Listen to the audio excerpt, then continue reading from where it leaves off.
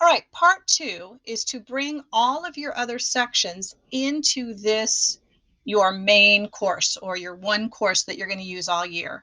So start by going to course details and find that SSID number, and you're going to highlight it and copy it.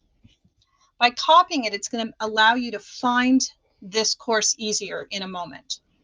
So now we're going to do what's called cross-listing. Go back to your dashboard.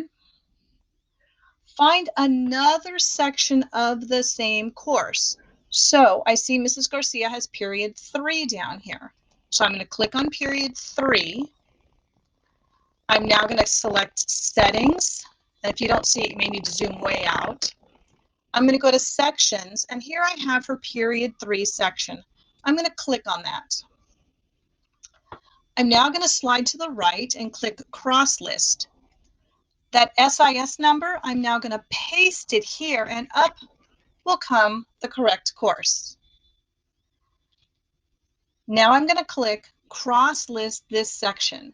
What it's going to do is it's going to pull all the students from that other course into the real course where I want them. So let me go back to dashboard,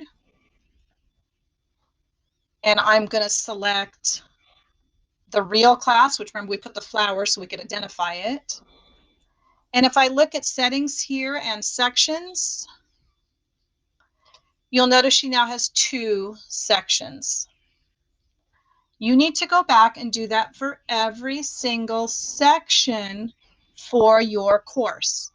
Now, if you teach multiple courses, like maybe you have an honors course and a standard course, you would do this separately. Bring your honors students all into one honors course.